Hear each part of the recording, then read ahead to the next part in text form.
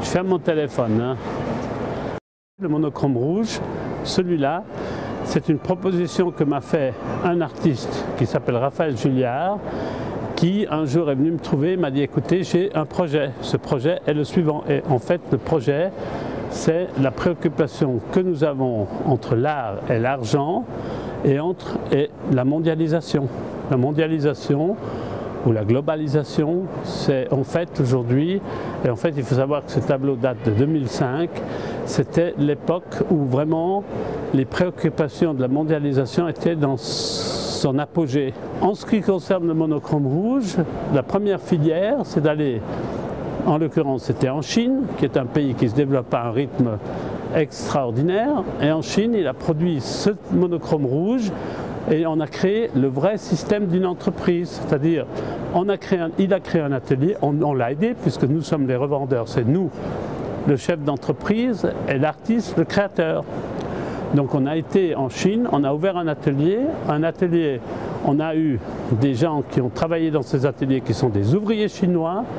Et en fait, on a acheté la peinture en Chine, le cadre et tout ce qui comporte comme une petite industrie. Et on a fait ces tableaux en Chine. Et chaque ouvrier qui a participé à la fabrication de ce tableau a dû signer derrière le tableau, au lieu que ce soit l'artiste, c'est l'ouvrier qui a signé le tableau. Et ces tableaux ensuite ont été emballés, mis dans un conteneur et acheminés à Marseille. De Marseille, on les a amenés à la FIAC. À la FIAC, on a créé, l'année dernière, on a pris un stand dans le cadre d'une foire qu'on a estimée commerciale, ce qui est le cas de la FIAC, sans être péjoratif. Ces monochromes rouges qu'on a acheminés ici, ils ont été installés comme dans un warehouse, et une fois qu'ils étaient ici, les collectionneurs de la FIAC ont pu déambuler dans le stand, ils rentraient d'un côté, ils ressortaient de l'autre, et à la fin il y avait une caisse enregistreuse avec une caissière qui vous donnait un ticket de caisse qui faisait acte de certificat. Deux points qui étaient intéressants dans cette démarche, c'est que premièrement, les gens ont acheté ce tableau, on avait montré un tableau pour qu'ils voient le tableau dans un endroit comme s'il était exposé muséalement parlant. Et ensuite, ils achetaient ce tableau, mais naturellement, quand on avait 1000 tableaux à vendre, puisque c'était 1000 monochromes, on n'avait pas la possibilité de visionner chaque tableau. Donc les gens achetaient, et on appelle ça comme si c'était cash and carry, n'est-ce pas?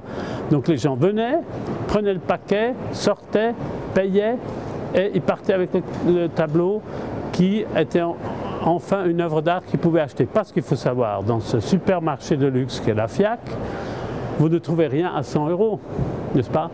Ce qui fait qu'on a eu un engouement extraordinaire du grand public. On avait une file, je ne sais pas quelle longueur de file, où les gens attendaient, se battaient pour acheter ce tableau. Ce qui fait que finalement, on a vendu en 4h30 ou 5h 1000 tableaux, ce qui représente un record du monde de vendre 1000 tableaux en 4 heures, n'est-ce pas? Et finalement, on a rendu un public qui n'a pas accès à l'art contemporain, vu les prix qu'on pratique, à une œuvre, à un prix qui était à la portée de tout le monde. Et conceptuellement parlant, si vous prenez aujourd'hui le monochrome rouge, qu'on le veuille ou qu'on ne le veuille pas, pour moi, il est rentré dans l'histoire. Ce monochrome, il existe, il est un monochrome rouge qui est rentré dans X nombre de collectionneurs qui aujourd'hui ont la chance, pour 100 € d'avoir pu posséder un tableau dans leur collection, que probablement il y avait des gens qui venaient à la FIAC depuis 15, 20, 25 ans qui n'ont jamais pu acheter une œuvre. Et nous avons pu démocratiser cette œuvre qui a permis au plus grand nombre de la posséder. Et en fait, l'histoire va continuer. Elle continuera dans le sens de dire que ce tableau qui valait 100 € à l'époque, il faut savoir qu'à la sortie de la FIAC le même jour, il y avait déjà des gens qui essayaient de le vendre 200, 300, 400 € et ils l'ont fait. Et il a été mis sur Internet et il s'est vendu jusqu'à, je crois, 500 €. Et qu'aujourd'hui, au moment où je vous parle, si vous voulez acquérir ce tableau, et il y en a très peu puisqu'ils ont tous été vendus, à moins de 750 ou 800 €, vous ne pourrez pas l'acquérir. Ce qui fait que La démarche de ce tableau, c'est exactement le démarche et le système de l'art en général, où il y a toujours la connotation de l'art et de l'argent. Aujourd'hui, ça vaut 700 €. Indépendamment de ça, si on ne parle pas d'argent et qu'on ne parle pas d'art, ce tableau, dans une collection d'art contemporain, quelle qu'elle soit, si on veut aujourd'hui parler du monochrome de ces 1000 tableaux, eh bien, les musées qui veulent être des puristes, qu'ils le veuillent ou pas, et qui surtout on ne touche pas à l'argent, eh bien il faut qu'ils songent sérieusement d'avoir un monochrome rouge dans leur collection, parce que ne pas l'avoir, c'est qu'il manque quelque chose dans le puzzle qu'ils ont mis ensemble. Pour justifier notre opération, on a tenu à faire un espèce de rapport d'activité, qui est ce rapport d'activité sur le monochrome rouge, qui, à mon avis, est le dernier monochrome. Le dernier monochrome, c'est le monochrome qui justifie en fait cette opération en 2005 du monochrome rouge. Donc ce rapport d'activité qui est les 1000 tableaux chinois, n'est-ce pas? Elle explique cette opération parce qu'en fait une œuvre d'art, que vous la regardez un monochrome X ou un monochrome Z ou Y, n'est-ce pas? C'est toujours un monochrome. Et en fait, ce que un grand public dit, en général dans une œuvre d'art, on dit « Ah, mais moi j'aurais pu le faire moi aussi ». Ça, c'est ce qu'on entend le plus souvent possible. Alors moi, je vous mettrai en garde sur ce genre de raisonnement en vous disant « On peut tout faire aujourd'hui, même mieux que celui qui l'a fait le premier, n'est-ce pas? Parce qu'on aura de plus en plus des moyens technologiques de faire les choses ou des moyens conceptuels de faire les choses. Mais après, pour le collectionneur qui a acheté un monochrome rouge, c'est intéressant lui-même de pouvoir comprendre mieux ce qui se passe dans ce monochrome rouge, comme on l'a fait. Parce qu'en fait, l'appropriation, vous êtes derrière une couverture de Sylvie Fleury, c'était déjà de l'appropriation. Aujourd'hui, Marcel Duchamp nous a donné l'idée de l'appropriation, n'est-ce pas? Mais en fait, l'art, c'est quelque chose qui avance millimètre par millimètre, n'est-ce pas? L'appropriation, il y a 100 000 manières de faire de l'appropriation. Après, c'est la façon personnelle, aujourd'hui, d'expliquer le concept ou de transmettre le concept qu'un artiste a voulu faire. Donc je dirais, c'est pas obligatoire d'avoir le livre, mais dans l'art, il faut toujours avoir les clés de ce qu'est l'art contemporain. Nous, on a simplement produit ce livre, qui est un livre d'artiste, pour permettre à ceux qui s'intéressent, plus que seulement à l'opération de 100 € qui changera de prix, de savoir mais pourquoi est-ce qu'on a fait ça. Donc c'est une réflexion qui mérite un effort. On peut commencer. Voilà, je me présente, Pierre Hubert. Mon rôle depuis à peu près 30 ans, c'est de m'intéresser à tout ce qui est de la nouvelle création contemporaine. Je m'intéresse naturellement, toujours en tant que galeriste, marchand ou collectionneur, à être en avance sur le marché.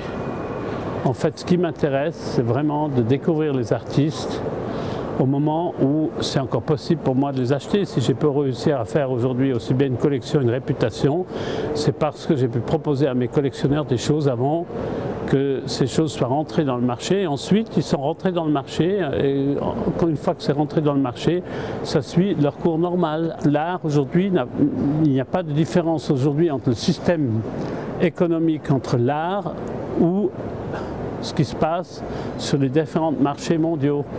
Et que les artistes aujourd'hui vivent dans le même monde que l'économie, l'industrie, etc.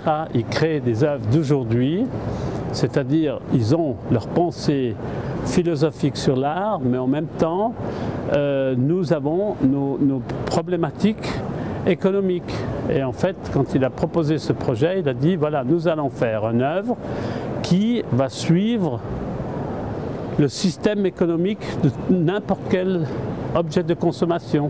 On a réussi à amener à Paris un tableau qu'on a vendu à 100 €. Si demain je vais dans n'importe quel magasin de cadre uniquement pour acheter un cadre, un châssis comme ça me coûte plus que 100 €. Je suis un entrepreneur. moi-même, n'est-ce pas? Et ça m'a permis de rentrer quelque part, et je peux vous dire que depuis qu'on a créé ça, intellectuellement, j'ai appris énormément de choses en Chine, en l'occurrence, puisque c'est à Shanghai. Et en fait, un chef d'entreprise, bien sûr, il doit se battre pour être en compétition avec les prix. Mais en ce qui nous concerne, nous, dans l'art, on n'a pas dû se battre, parce que j'aurais pu vendre ce tableau à 200 €, puisque je n'avais pas de compétiteur. Ça m'intéressait de suivre cette démarche. Donc j'ai réussi le formidable challenge d'amener ce tableau depuis le départ, d'avoir fait travailler X personnes à Shanghai qui continuent à faire des choses, d'avoir utilisé la technologie sur place, et je peux vous dire qu'elle est absolument extraordinaire parce que vous trouvez tout là-bas, alors que nous, avec notre arrogance, souvent, on pense qu'on est les meilleurs en tout. Alors détrompez-vous, il existe dans beaucoup de pays des gens aussi capables que nous, que ce soit les artistes, que ce soit les fabricants, etc. Il faut arrêter de penser qu'on est le nombril du monde. Aujourd'hui, le monde, il avance à une vitesse extrêmement rapide, n'est-ce pas? Et qu'il faut arrêter de penser qu'il n'y a que nous.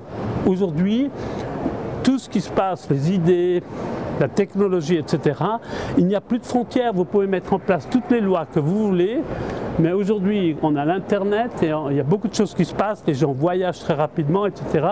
Donc on est sur le même point dans la compétition universelle, et puis c'est le meilleur qui gagne, c'est comme ça que ça se passe. Alors on a beau se battre en Europe pour les 35 heures, on a beau se battre pour avoir plus à l'heure, etc. Mais la réalité du chef d'entreprise, n'est-ce pas, c'est que lui, il est en concurrence avec tous les produits qui existent au monde. Donc s'il veut aujourd'hui vendre ses produits, c'est qu'il doit les produire de façon à ce que la concurrence sur le marché lui permette de les vendre. Je connaissais Warhol quand il a fait lui-même ses dessins. Il était quand même dessinateur de mode, de chaussures, etc. Il les a fait lui-même. Quand Warhol il a fait la Factory, il était déjà connu. Julliard, c'était un inconnu. Julliard, il a simplement adopté la réalité des structures du marché mondial d'aujourd'hui, alors que Warhol à l'époque il a créé sa propre factory. Donc Julliard n'a pas du tout voulu copier Warhol, il a simplement voulu nous rendre attentifs que c'est possible aujourd'hui aussi. Ce qui existe dans la réalité de l'économie mondiale, elle est possible aussi dans le domaine de l'art.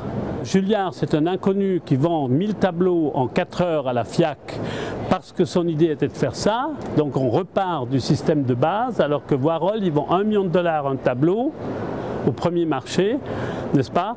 Donc il peut, ou Jeff Koons, $1 million un tableau au premier marché, il peut se permettre d'avoir 50 ouvriers, comme vous dites, à faire dans un endroit, un atelier super luxueux, super confortable, ce que Julliard ne peut pas se permettre. Donc ça vous permet de réfléchir un peu entre la différence entre Julliard et Jeff Koons. C'est ça qui, en fait, m'a intéressé d'aller au bout de ce projet avec lui. Et c'est intéressant parce que si vous prenez ce livre, Olivier Mosset, on sent très bien qu'il n'était pas un adepte à la fin de ce projet, mais ça m'intéresse beaucoup parce que ce soit Olivier Mosset et que ce soit d'autres gens qui sont restés dans le classicisme de l'art, eh bien, leurs idées ne sont pas mes idées. Et mes idées, elles valent ce qu'elles valent, et leurs idées valent ce qu'ils vaut. Après, c'est aux gens de décider ce qu'ils veulent. Mais en tout cas, cette œuvre, elle existe. Et puis que ce soit Olivier Mosset, ou les puristes, ou les gens du marché, eh bien, il faudra bien qu'ils s'accoutument à notre monochrome. Et c'est ça qui m'intéresse. Je suis simplement quelqu'un qui est lucide, et qui ne vit pas que dans l'art et qui vit dans le monde actuel. Et ça, c'est ça qui m'intéresse. Donc je défends ce projet parce que je pense que c'est un bon projet.